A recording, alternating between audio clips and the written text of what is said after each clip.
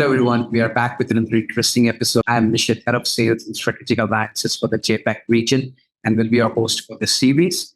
We have Riley with us from Dotdigital for this interesting discussion series on marketing automations and segmentations. So let's jump right into today's discussion, different locations as well, right? Nice. So they have my data, and then what usually happens is, whenever they have a kind of a certain offer, running, they kind of send me an email with, their promotions and those offers and those bundle deals that I can probably, look into. And then if I'm actually within that location, it will still help me to redeem those coupons and offers. So that's really good.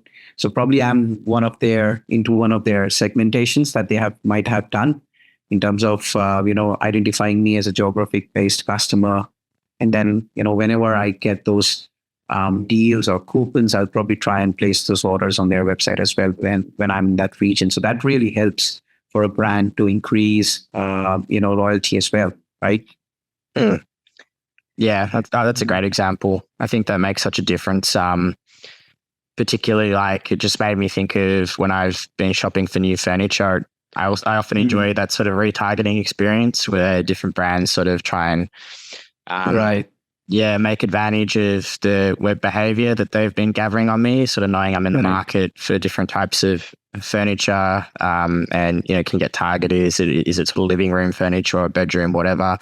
But again, that sort of geo-targeting is massive with that, because you're not really, most of the time, I'm never going to consider shipping something from the opposite side of the country for an extreme cost, and even more so overseas. So, you sort of typically go for the ones where the shipping is really reasonable, or you can even pick it up locally. And so, that type of retargeting and segmenting is a great example. That's crucial. Yeah, obviously. And that makes sense as well and obviously, brands, through customer segmentation, they can obviously understand where exactly, through my behavior on the website, they can obviously know where exactly I'm going, what products I'm browsing. And based on that, they can probably, come up with an offer which can entice me to place that, order. Yeah. So great. Yeah.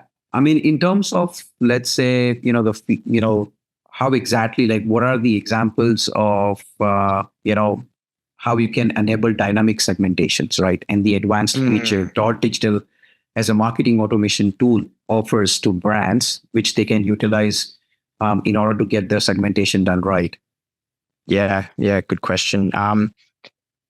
So like with dynamic automation or dynamic segmentation and tracking, I think the way to think of it really is that you're setting up certain rules around the segments that you're going after or the types of customers that you're looking to target. But that data is definitely not stagnant. And so I think, so based on previous iterations of technology, you're almost operating in these sort of stagnant segments that you've created out of your data. However, it's not taking in the real-time data that would change and cause those customers to potentially want to interact with your brand a different way.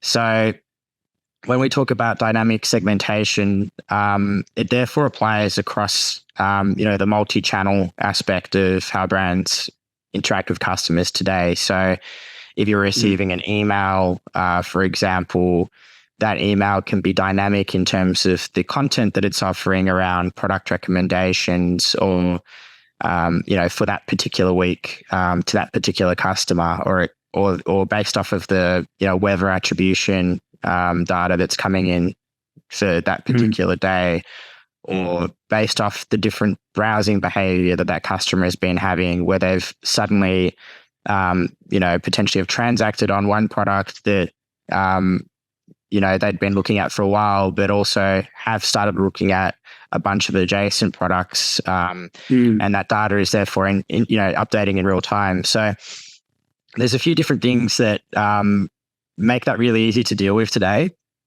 So I think with this type of stuff, the AI and the machine learning has actually become very mature, and it means that it's very easy for brands to set up these type of customer flows, segments, and analysis with pretty minimal effort. As long as that data is flowing into the Dotdigital platform, you can actually really action that in many different ways. So, the first one is really the website behavior tracking again. Okay. So that's a ton of different data points that come through with that. So just the visitor behavior, pages clicked, items added to cart, wishlisted, etc. So we sort of covered that off, but that's hypercritical data to actually have in a dynamic segment flow. And this goes into what we call an RFM analysis or ERFM analysis. So Dotdigital has, I guess, a menu flow where you can actually check on all of your customers around their recency of purchase, frequency of purchase, and monetary value. And interesting. And so this information is presented in multiple, really easy to view visuals. So it can be at a group level across all of the different dynamic customer segments that you have, but it also can be at that individual customer level. And then it also can be across your own custom segments and things that you're setting up.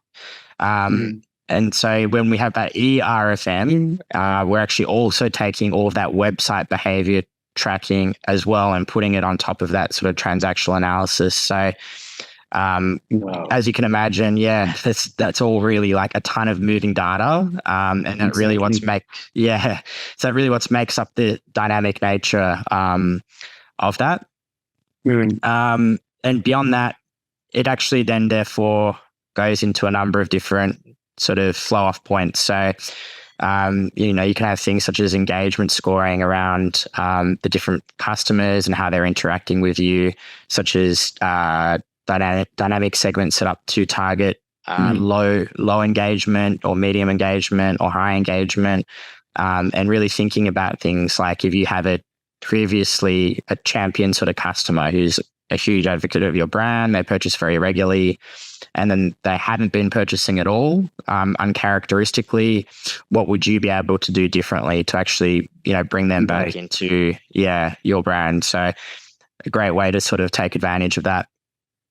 And this sort of flows through to other different areas as well. So sort of setting up those automated program enrollments, taking in all that dynamic data.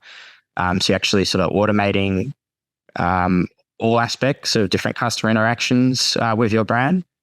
Right. And then also then building upon that as well. So what we like to say with Dotdigital is we're really sort of experts at breaking down the data silos. So across a lot of retailers today, particularly mature retailers or bricks and mortar retailers, there's many different systems that they're using. Often point of sale data is extremely critical for them, but then there's also potentially CRM data, data across different payment providers, app data. And the more of that you're actually feeding in to create a unified customer profile, the better. And so that's why we have like a lot of different native integrations to really, key players out there, be that Adobe, Shopify, BigCommerce, Salesforce, or, Retail Express, April 21. And all these have different viewpoints of that customer, which allows you, to sort of build that holistic record. Right. That's a lot of touch points, right, for a brand. Yeah, it's crazy. So I think it's like it just sounds overwhelming if you think of it from all those touch points. Yeah. But I guess that's why it's great that these type of tools like Dotdigital have evolved so far. And so it is extremely usable for myself. I can actually achieve, an extreme amount in the Dotdigital platform. It's not something that I need to do day to day as part of my job, but I can still pick it up and run with it quite easily. So I think that just is, a testament to the rapid pace of evolution of technology in this sector. And sort of that usability, but also affordability, really makes brands who have any amount of this data almost have like a little gold mine that they can start leveraging. Exactly. And I mean, it's so hard for the brands to understand all these data that's coming from multiple touch points, right? And then obviously, if you have a tool like Dotdigital, which summarizes all this data into kind of different segment, that's like a lifesaver for most of the brands, right? Absolutely. Circling back to the same point that you mentioned earlier, which talks about identifying who's your loyal customers, when exactly they place their orders, the frequency of placing their orders, and then obviously the customers that have probably placed in orders once in a year. So based on this data, which is coming from multiple touch points, obviously these segmentations can be defined, and then you have those kind of personalized messages going across all those different segments, which makes the life really easy for the brand operators in terms of how they want to, sell their products, or what is the message that they want to put across to the end consumers. So that's really interesting, which, through which, the brands can utilize probably like, tools like Dotdigital that have probably, helping customers and brands to get that real-time insights onto it. Yeah, definitely. Thank you for tuning in today's episode. We hope you enjoyed the conversation with Mary today. Found it really insightful. Stay tuned for our next episode where we explore more nuances of marketing automation, segmentations, and more with writing. Until then, take care and thanks again for listening. Cheers.